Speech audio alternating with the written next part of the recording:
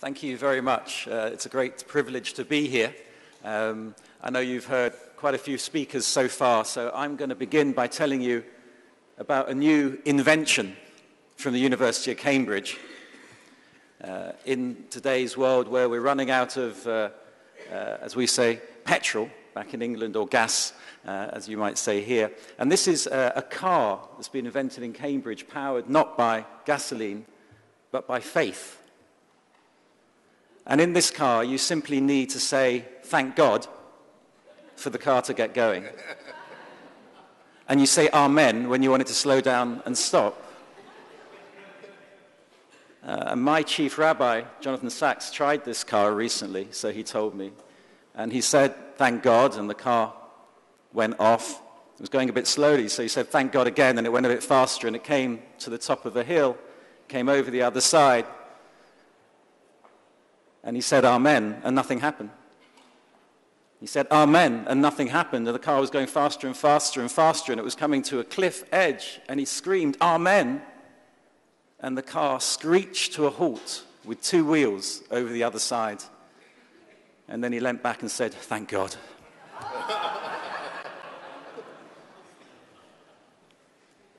Now, in the last few years, there has been increasing public and government awareness of the role and contribution of faith-based organizations in the field of development. Increasing recognition has been given to the beneficial role that faith plays in the work of development and humanitarian aid organizations. Yet faith is a topical issue for less positive reasons too. Occasionally, as this week, a news item tells about the murder of development workers, targeted perhaps because they simply worked for an organization that preached Christianity. Earlier this year, a British doctor, Karen Wu, was killed with 9 others by gunmen in Afghanistan, and Dr. Wu was working for a Christian charity, International Assistance Mission. Such killings highlight, albeit in an extreme form, the kind of challenges faced by faith-based organizations when working in parts of the world where a different religion and culture predominate. In 2009 in the UK, there was a controversy when the BBC declined to broadcast a Disasters Emergency Committee appeal for the victims of the war in Gaza. The vehement reactions, both against and to a lesser extent in favor of the BBC's decision, demonstrated the extent to which development and aid work is tied up with issues of faith and politics. The work of faith-based humanitarian aid organizations is increasingly challenging as they face a variety of pressures and growing public attention. In the next few minutes, I will explore the role that relations between faiths can play in humanitarian aid delivery. To what extent can faith-based organizations work across the religious divide? Can better interfaith relations improve their ability to deliver aid? And if so, how should this be implemented?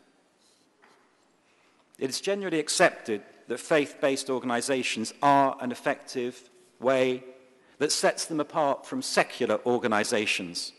They have a unique reach. They represent and are respected by their faith community.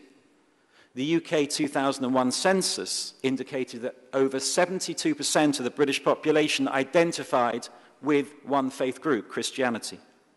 So charitable organizations that represent faith groups have a unique reach in terms of mobilizing support. They have credibility and trust because a faith base gives credibility with local religious communities on the ground, which can facilitate a bond of trust and contribute to a positive long-term relationship. Faith leaders and teachers, both in the UK and overseas, hold sway in their communities, and their support may lead to a significant number of others offering their support. And faith groups, as we have heard, bring to the fore ethical and moral beliefs alongside the practical alleviation of poverty. Many are selflessly devoted to their work as a result of their faith perspective, leading to the provision not only of humanitarian aid, but also spiritual support for recipients. I have 3 case studies that I will share with you, and I hope at the end of this presentation there will be a handout that you can take away. The first is Christian Aid, who in the Philippines have built up Darussalams, or peace communities. Now, there's been a long-standing conflict in the island of Mindanao in the Philippines between the armed forces of the Philippines and a Muslim successionist movement, resulting in tens of thousands of deaths, extreme poverty, and hundreds of thousands of refugees. Now, although the island is dominated by a majority Christian Catholic population, a sizable Muslim and non-Muslim indigenous group make up the other proportion. Everyone on that island has been affected by the conflict. It's impacted and contributed to increase in violent crime, corruption, and, of course, poverty.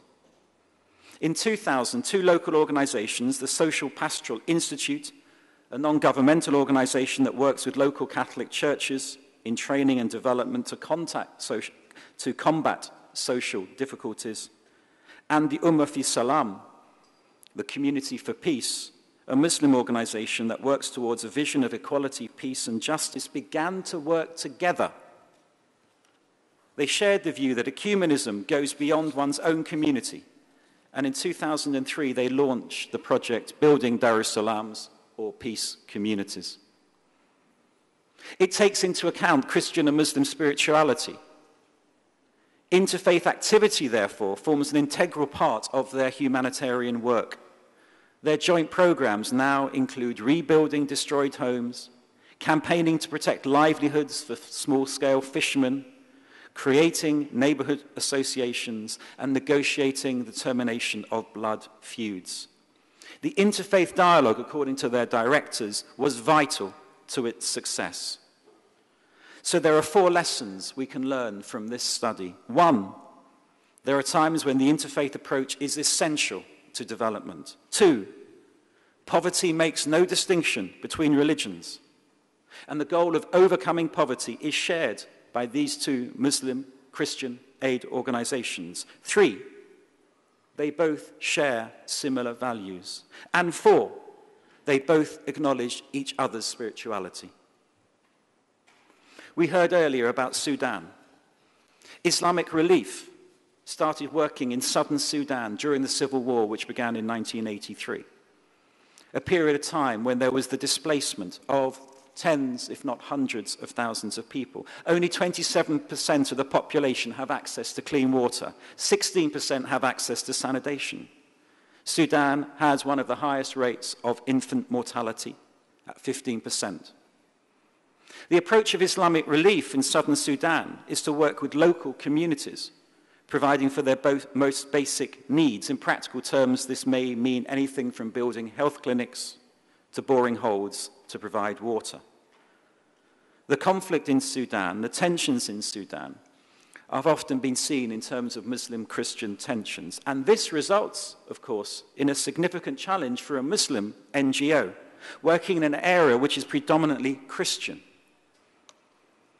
But by working in this area, it provided Islamic Relief with the opportunity to build bridges between communities and to challenge negative perceptions. The director of Islamic Relief in Sudan described an example of bridge building when the local bishop of Juba was told that Islamic Relief was working in his area. The bishop visited and was impressed. He made a personal donation, which is a very powerful gesture in the Sudanese context. In addition, good relations with Christian and other faith-based organizations in Britain have helped Islamic Relief not only work in Sudan, but in other religiously sensitive areas, such as Kenya and elsewhere in Africa. There are 4 lessons to learn from this case study. Helping to meet basic human needs can improve interfaith relations in the local context. Local communities can be more receptive to faith-based organizations. Symbolic gestures matter. And furthering interfaith understanding in one part of the world can help faith-based aid organizations in other parts of the world too.